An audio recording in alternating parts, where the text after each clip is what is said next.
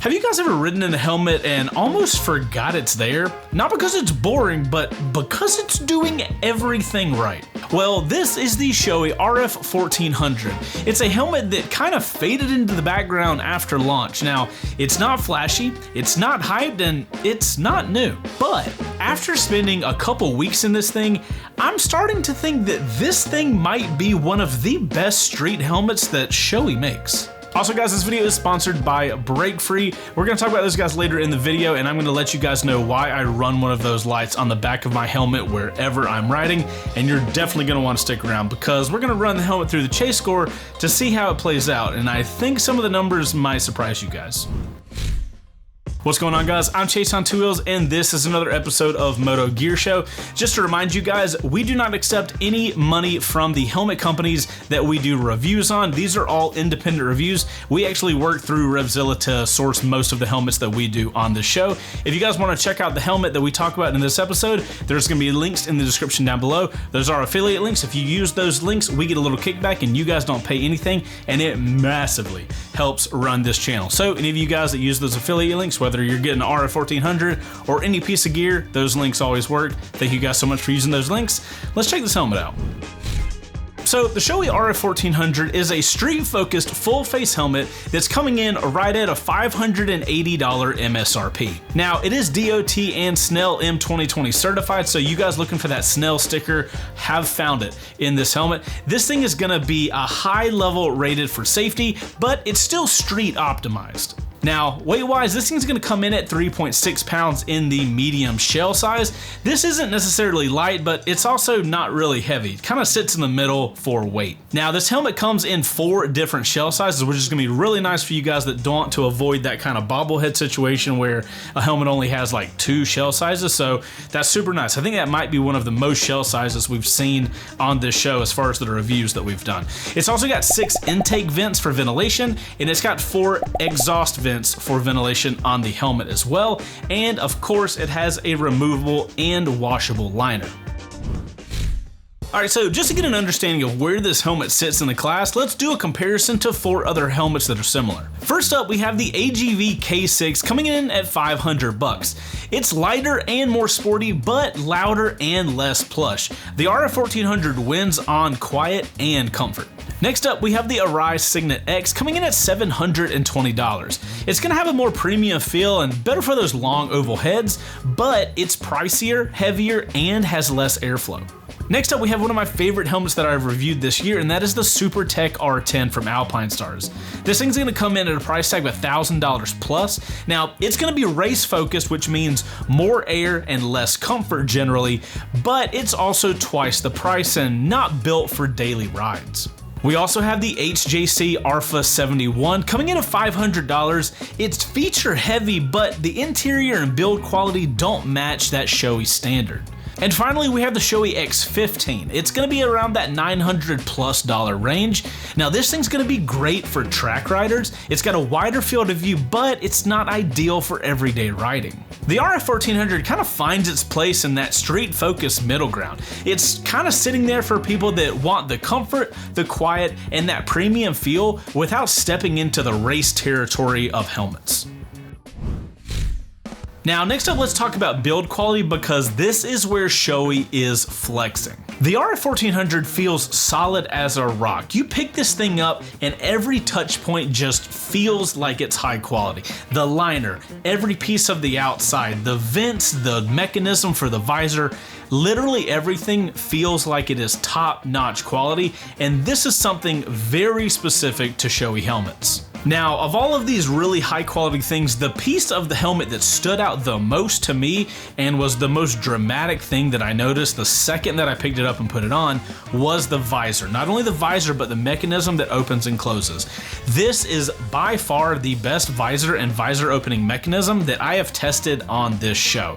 Just the level of satisfaction in the clicking into the detents that the visor has, it's not even close to any other helmet that I've ridden in. The visor itself feels really solid, and it was just really nice to ride in a helmet that when I clicked it up through it, not only can you audibly hear it, but your visor is locked in place and gives you a very secure feeling of it's one, built well, and it's not going anywhere. So guys, next up, let's talk about fit and comfort. During the first time I rode with this helmet on, I think I was riding for about 15 minutes, and at that point, I had totally forgotten I was even wearing this thing. The cheek pads hold your face without crushing it, and your ears just kind of pop into the little cutouts like they're literally made for that perfect shape. Now, the liner does feel a little firm when you're pressing it with your fingers, but it ends up being super supportive for your head. I was honestly surprised at how fast this helmet broke in. I use quotey fingers because I don't even think this helmet needs a break-in. The second I put it on, it was extremely comfortable. So I don't know if that's a mix of the padding or the shape of this helmet just really fits my head well, but it was instantly comfortable, and that was kind of surprising. I would say this is easily one of the top 4 most comfortable helmets that I've tested on the show so far this year. So next up, let's talk about wind and stability. So throughout the time I've been testing this helmet for the last few weeks, I've ended up riding a lot of different motorcycles. We're talking ADVs, we're talking nakeds, fully faired, kind of the whole list, so I've got a kind of good understanding of how the wind affects on all of those bikes, and I can say that this thing is stable. Shoei did a solid job of really thinking about the airflow with this helmet. It is a pretty simply designed helmet, so there's no real pieces for the wind to kind of grab onto, and it just flows through the air. Next up, let's talk about ventilation, because when I first saw this helmet and I was messing with the kind of vent ports on the front of the helmet, I noticed the holes seemed kind of small, and if you guys live anywhere near Georgia, it has been hot as hell lately, so I kind of started worrying that this might be one of those stuffier helmets and I wasn't going to get enough airflow, but I was pleasantly surprised. One, every one of the mechanisms makes such a satisfying sound when you open them and close them.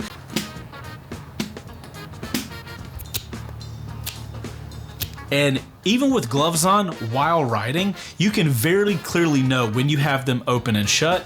And if you're riding and you have them all shut, if you guys have an RF-1400, I highly recommend you do this. Have all the vents shut, be riding, and open them up one at a time. You can really start feeling where all the channels of air start coming through the helmet, and it is surprising how much airflow this helmet has. I'm not sure how they're shoving that much air through the little vent holes, but it does a phenomenal job. Also, the visor has a perfect opening for kind of venting air up and underneath, so if that's not enough for you, if it's really hot outside, that is perfect. And no matter how fast you're going, that visor crack is not going anywhere, so ventilation is definitely not a problem. Now, you guys that watch all of our helmet reviews might be hearing me say that and be like, well, how does that compare to the SuperTech R10? Now, on a scale of R10 being 10 and the RF-1400, I would give this thing a solid 8 as compared to the 10 that the R10 has. So that's kind of the scale of wind inside the helmet. Next up, we're going to talk about visibility, and this is where one of the few places that the helmet actually gets a knock back in my department, but I'll explain. Now, the side-by-side visibility, you looking left, looking right, super wide field of view, no problem there. The only slight issue that I noticed is your horizontal field of view, or whatever the up and down field of view is slightly compressed. The time I noticed this the most was when I was doing the first ride of the Yamaha R9, which is a sport motorcycle where you're leaned over the motorcycle some. I noticed when I would get up to a red light and I would be in the riding position, I actually, can kind of use my hat, I couldn't see the red light above me because I was the first in the line. I had to actually look up some. So this is going to be one of those areas that the RF-1400 kind of shows that it's a more street focused helmet as opposed to something that's a more race focused helmet. If you guys think about it, a race focused helmet, these guys are in full tug position and all the way down. They need to be able to see upwards, so they need a large vertical field of view. That's a quality of a race helmet. This is more of a street focused helmet, and I'm assuming that vertical field of view that's a little squished is because of that. Now, it's not dangerous. It's not like I couldn't see things that I needed to see. I was just noticing when I would be in a full tuck position, I couldn't see as high up as I normally was used to. So you guys just keep that in mind. It's just something I noticed while testing the helmet out. So next up, let's talk about Bluetooth setup. Shoei has a phenomenal platform to install a Cardo on. You guys know I literally cannot ride without installing a Cardo on my helmet. Shout out, discount, awesome. So the install process went super simple, but I did have a hiccup. It was my fault, and I'll explain because it really changed how loud your music can be on here. So when I originally installed my Cardo system on this helmet, the side of the helmet, basically the entire helmet, is a very kind of smooth helmet, which is good for installing a Cardo because that means there's plenty of surfaces you can very easily attach the cradle of your Cardo onto. So that wasn't a problem at all. As you guys can see, you got the wires kind of running up underneath the helmet and all the padding. Didn't have a problem with that at all. The hiccup I had was when I installed the speakers, I forgot to remove the padding that was on the side of the helmet. And what I ended up doing was installing the speakers a little too high because I didn't have them lined up well. I should have removed the padding. Shoei literally has a perfect little cutout that the speaker of a Cardo will fit into. But when they ship you the helmet, there's literally foam there. That foam is, think about it, if you don't have a comm system, that foam being there is gonna make the helmet even quieter for you, which means it's gonna be a more pleasant ride. But you can remove that foam, put the speaker there, and my God, no other helmet that I have reviewed has my Cardo sounded this loud. I don't know what Shoei is doing. I don't know if it's just perfectly placed with my ear or something, but holy crap. If you get this helmet, remove these little pieces of foam in the ear area where your Cardo goes, and you will be shocked at how loud your music can be. And the helmet is still a quiet helmet. On top of mounting that Cardo on my helmet, I also mounted a BrakeFree. If you guys have never heard of BrakeFree before, it is this smart brake light that you literally attach to the back of your helmet. It's literally LEDs, a battery, and inside has an accelerometer. So that way it knows if you're slowing down on your motorcycle. That could be braking, that could be engine braking, that could even be letting off throttle and pulling in the clutch and slightly decelling. This thing will light up. It just has this little 3M piece that attaches to the back of your helmet, and you can click it on and off. USB-C to charge at the bottom and stays charged forever. So you guys can imagine, you can see how bright the LEDs are. It's brighter than your tail light, and it's more accurate than your tail light because it has an accelerometer. That's how it knows that you're braking. Your motorcycle's not gonna light up if you decel and you don't touch your brakes. So this is one of the best safety devices you can get for your motorcycle. If you guys think about it, a motorcycle brake light way down here, right? Versus up on the top of your helmet. You know what I mean? It's gonna be way easier to see for cars and other motorcyclists behind you. I love using my BrakeFrees. I feel so much safer when I'm riding around with this on the back of my helmet because so many people are idiots. They need every bit of information to not hit me in the rear. So if you guys want to get a BrakeFree, I've got a discount for you guys. They are a fantastic sponsor of the show, and it's a product that I really believe in, which is why there's a BrakeFree on every helmet in this garage. So BrakeFree, thank you for sponsoring this episode, and we'll get back to it. Alright guys, next up, let's talk about motovlogging with the Shoei RF-1400. All in all, this is a really solid helmet to motovlog with. One of the things Shoei is known for, on top of the build quality that we've already talked about, are quiet helmets, and the RF-1400 is no different. I don't know if it's the shell or the materials on the inside, but whatever Shoei is doing, they make a quiet helmet, which is really nice for one, me the rider, because it's way less mentally fatiguing to ride in that helmet, but for us motovloggers, the audio that you're going to get out of this helmet is going to inherently be better than most other helmets out there. It's a quiet helmet. It's going to make your audio sound better, which is going to make your videos better. I definitely love the helmet for that. Also, the inside of the helmet, right in front of your mouth, is got like no crazy materials there. I had no problem sticking my little Velcro strip there that holds my microphone. It's held there up to this point. If you guys are wondering what I was using for holding my camera on the helmet, because as you guys can see, there's nothing mounted on the front. I've just been using the helmet clamp setup that I've been using on a lot of the other helmets, but I have noticed a little bit of an issue. Now, as far as helmet clamps, I have two of them. I have this kind of original one that I got on Amazon, and then I have the DJI one. I have noticed when I use the DJI one, there's no problem. The rubber and the overall shape of the clamp does really well with the Shoei RF-1400. It's not crazy clamped on there, like it's not a 10 out of 10, but it's like a 7.5, 8 out of 10. The good thing about this helmet is, like I've said multiple times in this video, it's a relatively smooth helmet. So if you guys want to mount a type of like hard mount to the front of the helmet,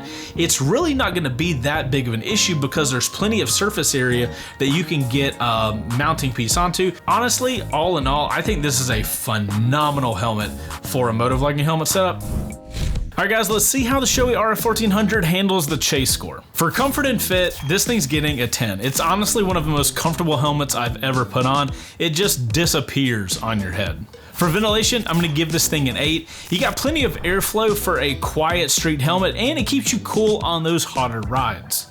Next up, we have noise level, and I'm giving this thing a 10. It is incredibly quiet. This is where the RF-1400 really shines. For visibility, I'm giving it a 6. It's got great side to side, but that vertical view is a bit limited if you're really tucked in.